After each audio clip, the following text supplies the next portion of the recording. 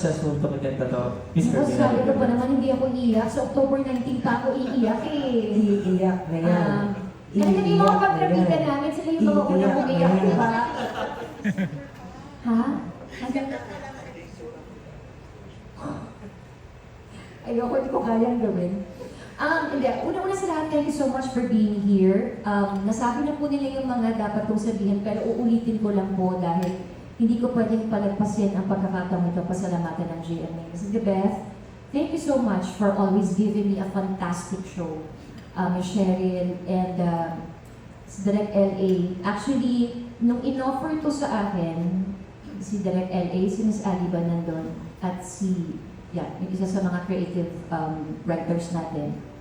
Nung in-offer nila sa akin to, medyo hesitant ako to accept because coming from Windows Web, parang sabi ko, ay grabe, parang ibang-iba to. Parang okay ba ako? Tapos, nung nalaman ko na si Direk LA, ang director ko, at si Jillian Ward yung makakasama ko, sabi ko, go na. So, sila talaga yung mga factors ko. Of course, the story. Importante naman palagi sa akin yung storya, yung director, at kung sino yung mga kasama ko.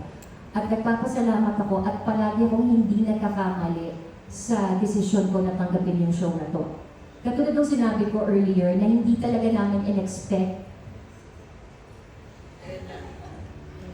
Oh no.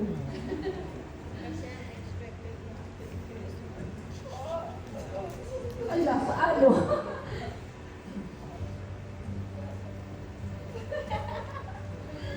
Umiyak ka na. Hindi ba? Sorry po, hindi ko talaga mapigilan silang.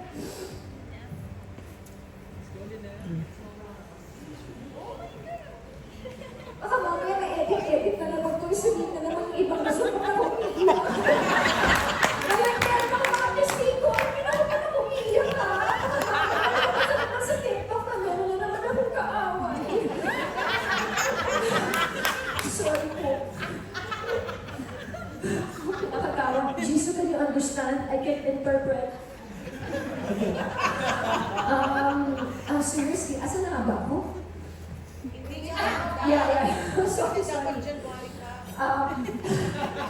No, but seriously, from the bottom of my heart, thank you po so much again, Jimmy, Miss Ali, Miss Joy, Miss Sarah, sa staff, sa hardworking staff namin. Thank you so very much. Sa crew, di Direct April, Direct LA. Si Direct LA po kasi, sobrang taas yung kamay ko sa kanya. I've worked with other directors, pero si Direct LA knows our characters, each and every one of us. Bida, maliit, matangkad, maliit. Pero kilala po niya lahat po ng characters ng story at binibigyan po niya ng importansya. And we appreciate that, Direct.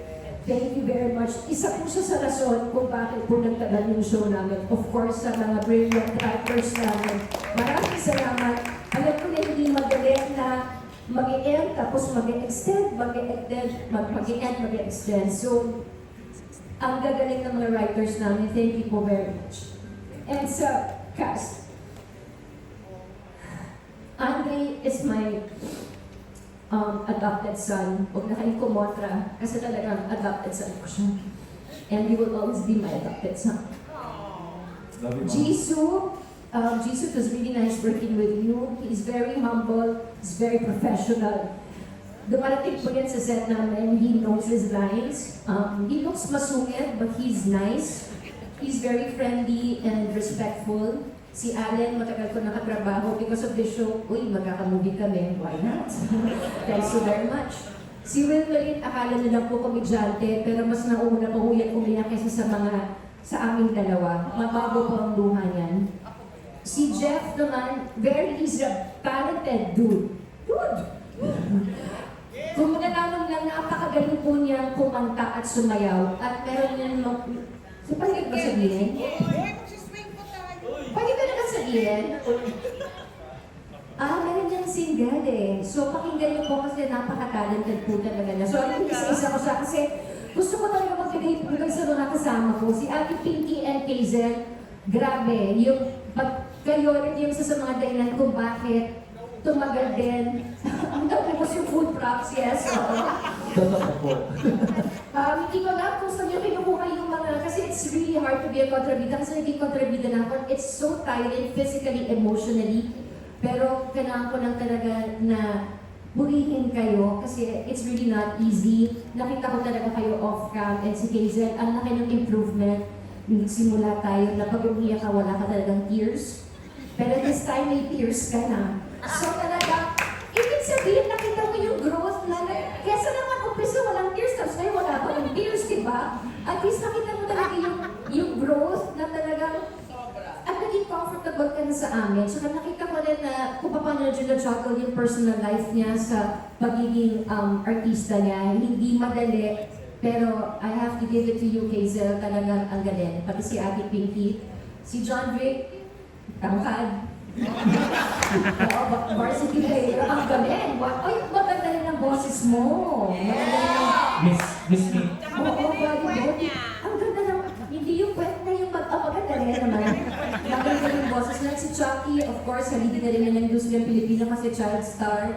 But ngayon lang tayo nagkasama ulit sa isang show. So, happy ako na nagkasama tayo. Miss B, yun alam, I love you. Ayan, pati ko yung RY. Yes, yeah. Wala nang masasabi kasi I'm very comfortable with you and si Miss B and everyone, si Jillian. Yun lang, mamimiss kita anak. At our show will end, but definitely yung samahan natin will here to stay. So, I'm sure makikita pa tayo. So, thank you very much. So, ano po ang haba ko ng dialogue ko. Okay, ikaw na. It's your turn to cry. Intro ko pa ba? Sa Apex Medical Center, no other than Miss Jillian Warren. Okay, so medyo magiging mahaba yung sa akin. Iyak din ako. Una po sa lahat, thank you so much sa GMA, sa ganitong klaseng opportunity, sa creatives, sa writers, sa buong production team, and sa viewers. Thank you so much sa lahat ng support.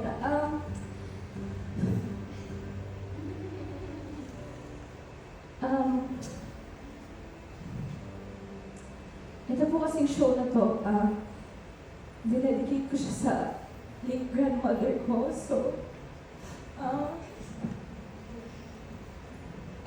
at first nung tinawagan po ko na para sa akin daw tong role na to, hindi pa po ako na-excite at all. Kasi sabi ko, batang Dr. Sinong manonood? Pero dahil po, nag-start yung taping, sa mga kasama ko, sila yung nag-uplift sa akin, sila yung nagsasabi na, we believe in you, and si Direk LA. Ilang beses na rin po ako naiiyak sa set kasi napipressure ako sa sarili ko.